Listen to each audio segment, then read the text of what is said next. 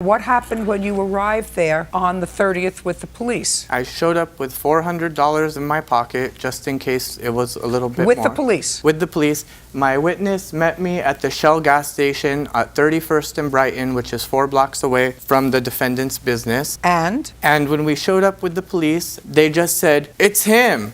It's him. He's the one that took a rock to our truck." And next thing I know, I'm getting arrested for destruction of private property. And So you were arrested.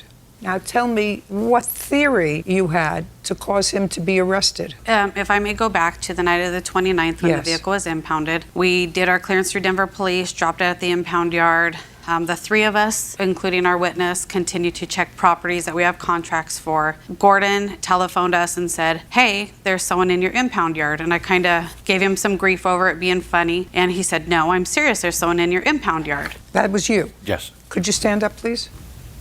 Your name is Gordon what? Gordon Doherty? Mr. Doherty, do you work for them? No, I have my own tow company. So you were also working on the night of the 29th? Yes, I was helping him out. And tell me what you saw. When I pulled into his front gate, I observed a gentleman in the far corner, and I seen his head going up and down like he was peeking over the fence. I called Mike and said, "Hey, somebody's in your yard." They showed up shortly after that. Mike got out. I got out. We confronted him. What time was this? It was 11 later. o'clock at night. 11 at Yeah. night, 12 at night. And what happened? Mike asked him why. I asked him what he was doing in our yard. He was very... No, don't tell me. And was this the gentleman who was there? Yes, ma'am. And I initially had the confrontation with him, ma'am. Well, tell me what the initial confrontation was. After I gave Gordon grief on the phone and we pulled up into the impound yard, I hopped out of the truck. And when I come around the south side of our impound yard, which is about a 10-foot high fence, I see a gentleman resembling the plaintiff drop down from our 10-foot high fence, and I was nose to nose. He had a distinctively longer beard with a hoodie and a hood over his head.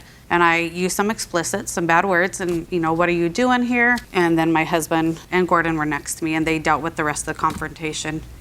"We're gonna call the cops, stay here, you have no right to be there." And he took off on foot. They chased him. I stayed at the impound yard on the phone with the police. Your Honor, when I went to pick up the car and I had the civil assist, the police asked them, "Why didn't you call the police when this alleged thing happened?" And I don't remember what their answer was. We had called the night before did. 911. You have proof of that? No, ma'am, we don't.